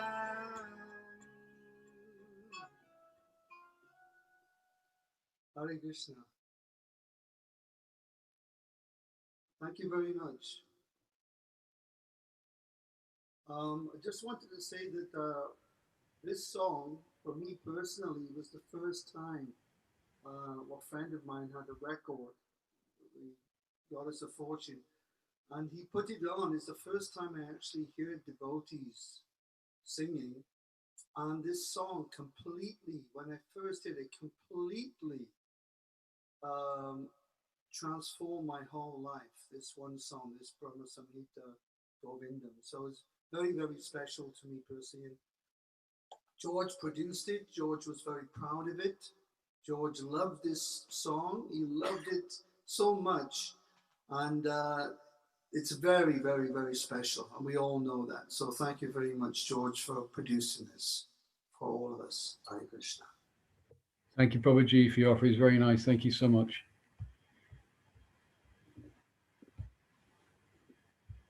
So some of you, Chimangananda sent another text. Actually, some of you probably don't know actually that this song, Govinda Adi Purush, it's played in the temples every day during the morning program, just before the waking of the deities. So, you know, this song that George produced, it's a very, very special song, as Sakya stated there. So we now have, I'd like to invite Barbara to, I think this time I think a poem is right this time. So I just need you to unmute yourself. Right. My feeble attempt now of a tribute to George. This will be wonderful. I'm looking forward to this. Oh gosh, I've got nervous. Right, shall I start? Yeah. Yes. Yeah. George, Ringo, John and Paul. As a kid, I loved them all. But soon I came to realize George was different from the other guys. There was just something about him, hard to explain, but his music was touching my soul like autumn rain. One day, through Krishna's arrangement, Prabhupada and George met, bonding instantly together like lovers and sunset.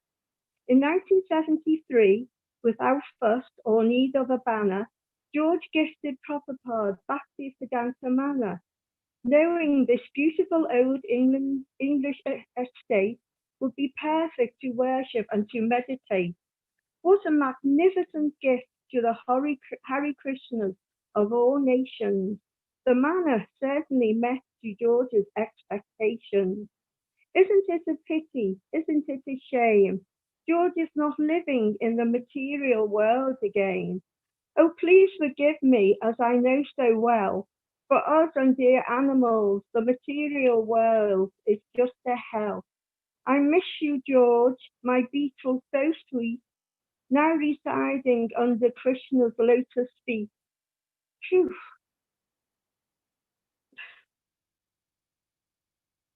That's wonderful, that is. Thank you so much for that.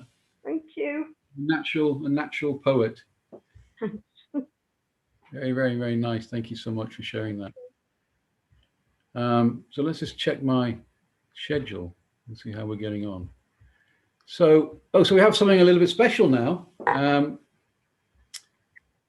So I'd like to invite Susie Price to unmute her mic.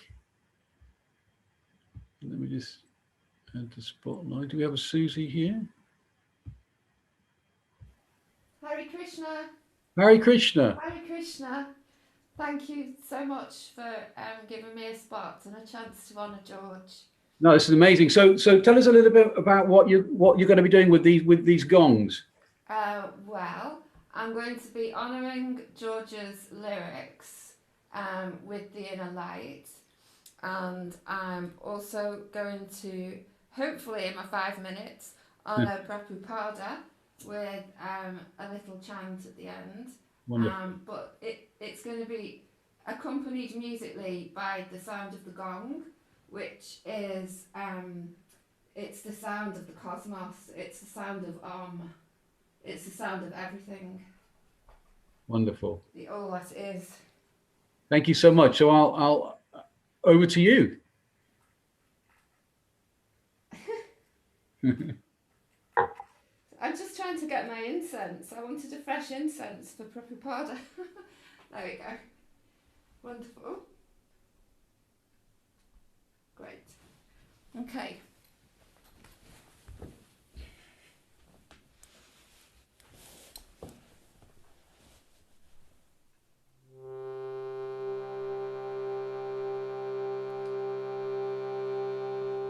Without going out of my door, I can know all of the things of earth. Without looking out of my window, I could know the ways of heaven.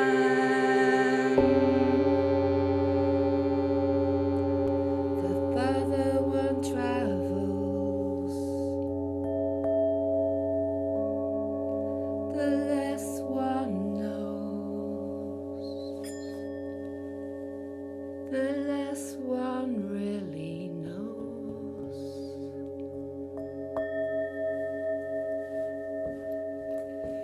Without going out of your door, you can see all of the earth.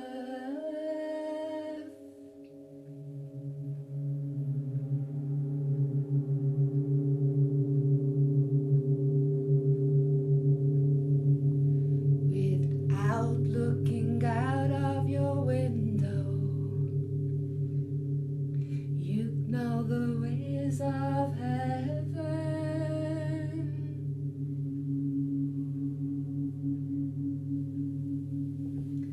The farther one goes,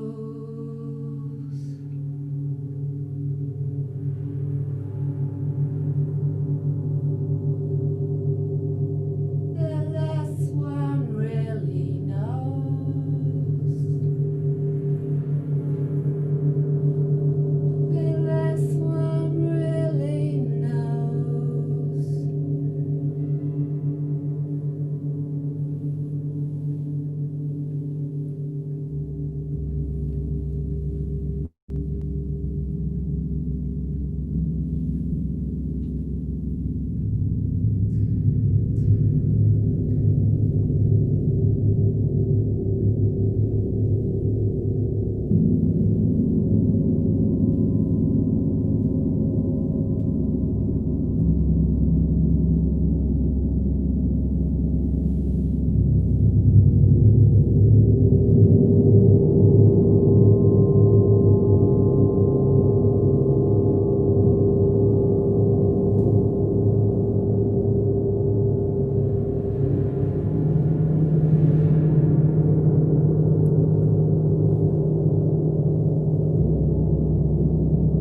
Arrive without traveling.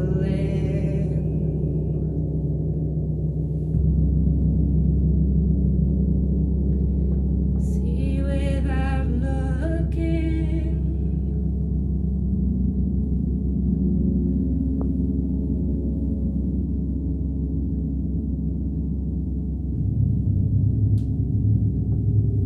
Do without doing.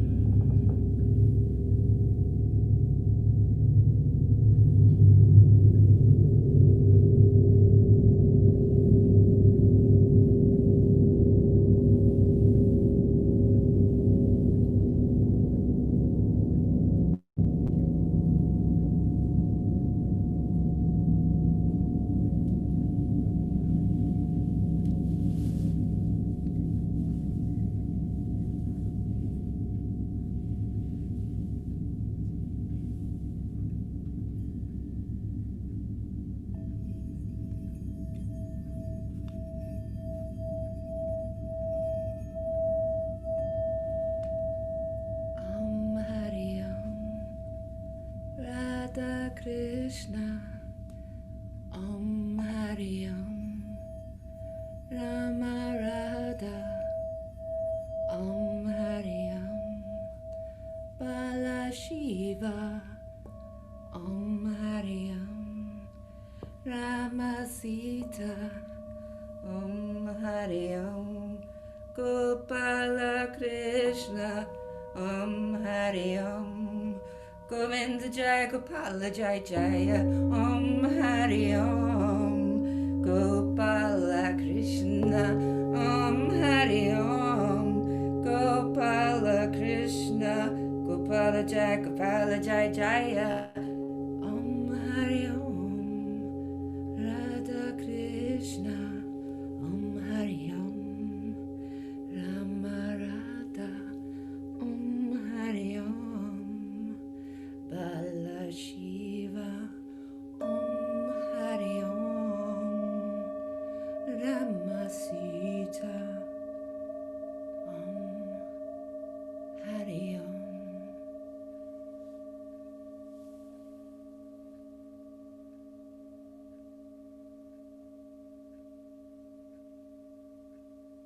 I offer you George's last words. Love one another.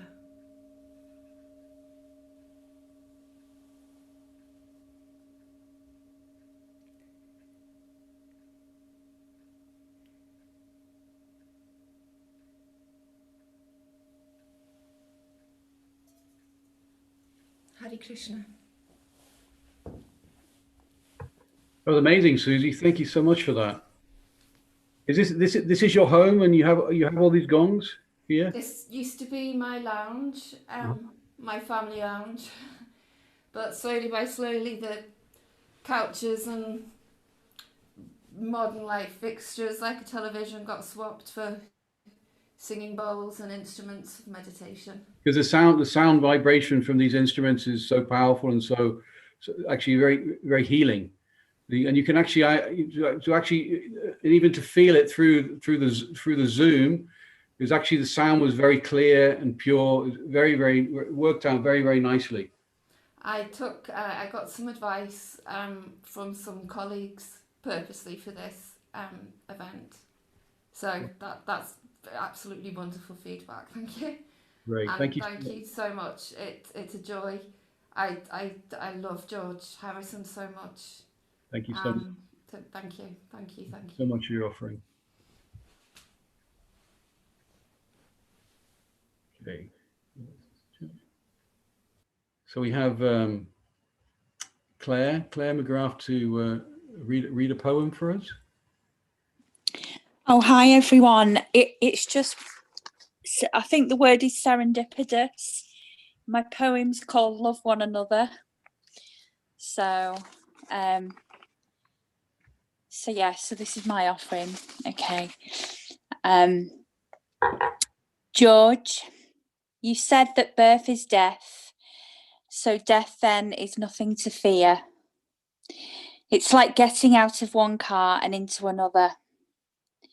You shone your inner light to the world in your brief time on earth. You never wanted to be famous, you said, just successful. You knew that all things must pass. Youth, fame, and money is transient, yet the soul is eternal. Something tells me, facing death, you knew it was just another adventure. Spirit living on for eternity. Spirituality entered mainstream. Eastern music became mainstream. Through you, the gap was bridged. We are really all one. There really are no countries. There really are no differences. We are fragments of one soul, of the divine creator. The inner light gained greater meaning in our lockdown world. You sang that without going out of your window. You can know the ways of heaven. We've seen this clearly on the Corona retreat as our world spiritually resets. It's all just distraction, because the further one travels, the less one really knows. Your last breath on this earth emitted the plea to love one another. Your physical light shone out for the last time, because love is all there is.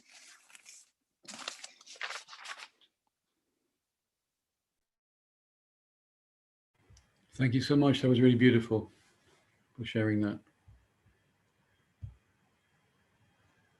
That's right. In the words of George Harrison, said a few times tonight, all we need is love. And Krishna in the brackets.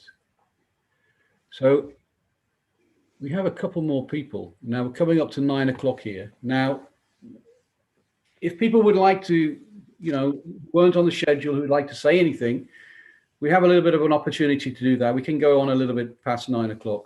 So the best way to do this, if someone would like to say something who's not saying, but what I ask is to keep it very brief. If you'd like a very small offering, there is the functionality where you can raise your hand now. So have a think about it. We've got a couple more people. If you are interested in saying anything, great.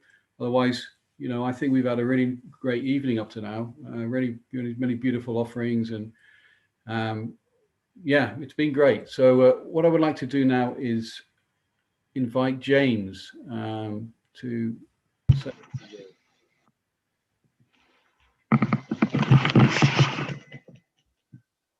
Hi, James. How are you? Yeah, good. Thanks. Hi, Krishna. Hi, Krishna. And please. Look forward to your offering. Thank you. Today marks the 19th anniversary of the passing of one of the world's greatest songwriters, George Harrison. Throughout his career in the Beatles, he was often dubbed the Quiet Beatle. As his songwriting blossomed, he produced many hits such as I Need You, Within You, and Without You. While My Guitar Gently Weeps, Here Comes the Sun, and Something. Something, regarded by Frank Sinatra as the greatest love song of all time, indicated the strength and direction that George's work was going at the time. His first solo album, All Things Must Pass, was met with both high praise and acclaim, and both the album's single, My Sweet Lord, held the #1 chart position in many countries around the world. My introduction to and love with Indian music, in particular the sitar, appeared with the song The Inner Light. George led a profoundly spiritual life and took to the path of Krishna consciousness. He produced the album Radha Krishna Temple, which was a massive hit, and with both the Hare Krishna mantra and My Sweet Lord, introduced millions of people to Krishna. He made it easy and accessible for the world to discover their relationship with the Lord and to get to know him on a personal level. Words cannot express how deeply grateful I am to find my spiritual path in life and establish my relationship with Krishna. Thank you so much, George, for your talent, sense of humor, and wisdom. It remains fresh as ever. As George wrote perfectly in his introduction in the Krishna book, all you need is love, brackets Krishna, and give peace a chance. All glories to George. Hare Krishna. Hare Krishna, thank you so much for that. Really, really nice offering that you've given. I see a raised hand, and I think I know who that is. My friend Jeff from Liverpool. Would you be able to unmute your? So I need to just change that settings. Please.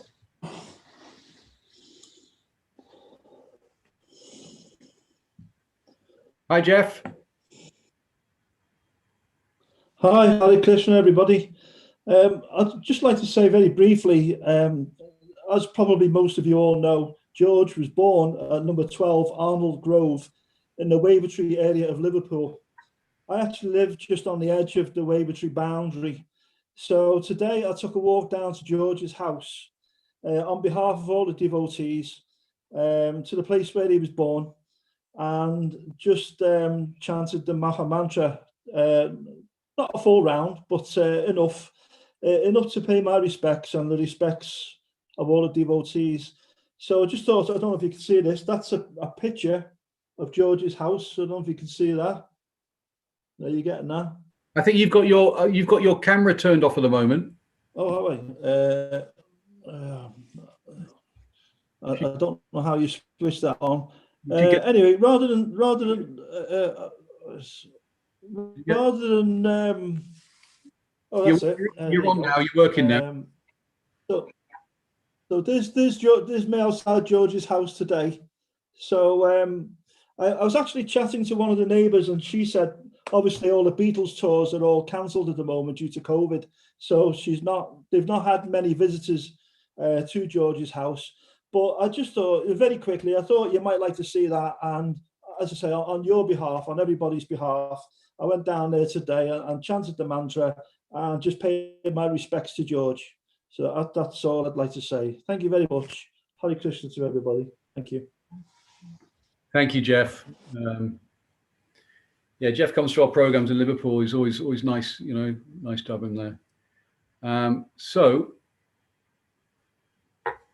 what I would like to do now, unless anyone would like to say anything, I would just like to call back. Sorry, we've got Lorna. Do we have Lorna here?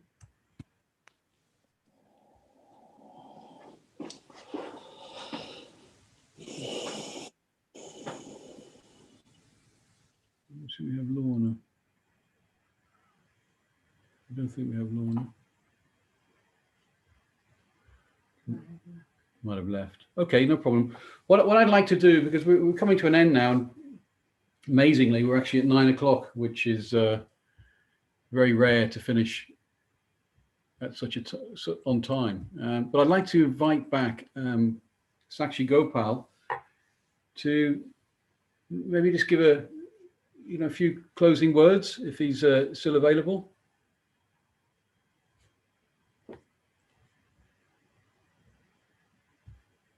Yes, thank you very much. Hare Krishna. I'm very touched by everyone's words this evening. Dayananda Maharaj was very poignant. Unfortunately, my battery ran out my phone and cut out, but I cut at least half of it. And thank you, Maharaj. Very, very sweet. And everyone's words were very nice, very poignant. I can only say that I hope we can have many more such tributes to George in coming years. I think this went very well for a first time. We can tweak it here and there, I'm sure, here and there, but overall it's very nice. And I'm sure there's a lot of people listening in who aren't visible on your particular system. But it's wonderful. It's taken the celebration of George to a different level in terms of it's digital. It doesn't seem, in some ways, doesn't seem quite as personal because we get separated by a screen and I'm talking to pictures rather than people. But of course, you're all out there, people. I don't know what George would have made of all this. He was a bit cynical about technology. In the Martin Scorsese movie, Living in the Material World, there's a shot of George with his in his recording studio at home in Friar Park, and he's got a whole bank of switches and sliders and this and that, and he's a bit disdainful of the modern systems. He says so in so many words, but George took full advantage of the technology of the time and turned it into an amazing facility for spreading spiritual life, not just Krishna consciousness. George was very eclectic. That's one aspect of George.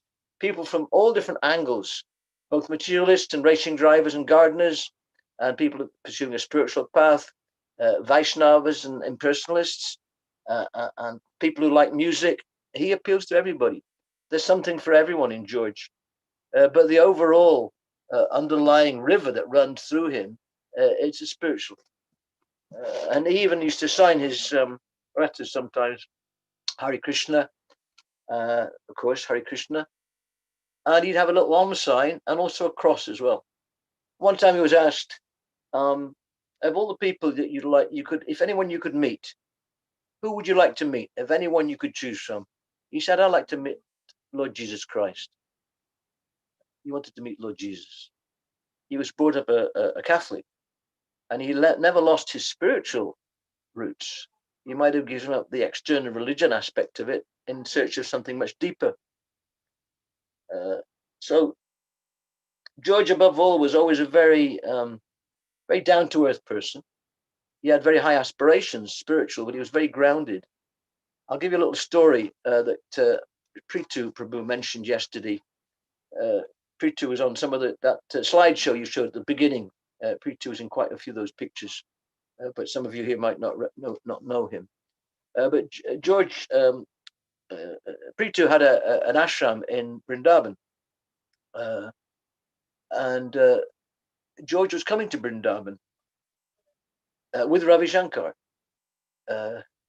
No, I've got it wrong. No, George was coming to Vrindavan, and Mukunda Maharaj, who was a close friend of George, arranged for George to stay at Prithu's house, Prithu's ashram, which was separate from the temple. It gave George some privacy and time to himself. So anyway, Prithu gets a phone call from the guest house at Krishna Balaram temple. Says, is that Prithu? Yes. He said, there's a Mr. George Harrison coming to see you. I said, oh, yes, yes. He's on his way now. Okay, so Prithu jumps out, goes out the door, down the alleyways, little dusty tracks. And sure enough, here comes George walking down on his own with a duffel bag slung over his shoulder. And George, of course, they greet each other, probably with a Hare Krishna. And Prithu says, George, can I carry your bag? And George says, no, no. He says, George, let me carry your bag. He says, no. Peter says, George, you're a big man. He says, why should I let you carry my bag? And Peter says, no, you're a big man. George says, I don't see any big men. And then he says, but George, let me carry your bag. And George said, finally, he said, every man should learn to carry his own baggage. That was kind of off the cuff. Every man should learn to carry his own. So George never wanted to be treated in any special way. In fact, I heard a story when he was visited Mayapur several years ago, probably 15, 20 years ago at least. He spent most of his time talking to the gardener, the devotee there. Can't remember his name. Simple devotee, Western devotee, doing the gardening and growing vegetables, and George spent a lot of time with him. So George was a very earthy person, but because he was so grounded, so rooted in the earth, he was able to touch a lot of people who didn't see any pretentiousness in him. And because he was so grounded, he could also reach very high and communicate that. So got a lot to thank George for. I don't know what to say to round things up except Hare Krishna. And thank you, George. And thank you, Karshna, for putting this on. And thank you for Srila Prabhupada for making all this possible. And thank you everybody for taking the time to come and attend the program. We might have a final offering. I just noticed Lorna come in the room. She just joined. She may have fallen out. I don't know if she wants to. You'd like to just do your short offering before we finish up, or let's see. We can leave it. Is she there? Oh no, she's not there anymore. She's gone again. Anyway, we just wanted to finish off by saying, obviously at the moment, the pandemic, Liverpool programs, there's not a lot happening at the moment. So this was really nice for everybody. So in the future, hopefully in the near future, we're really looking forward to those programs to start again. So we can all get together and chant Hare Krishna, learn a little bit about Srila Prabhupada, his books, and also we're also thinking maybe to set up another Zoom meeting in the interim, so that some of the Liverpudlian congregation can get together and do a few things. Because actually, one thing that's really important with Krishna consciousness, and even this, what we're doing now, is this idea of association and everybody spending time together.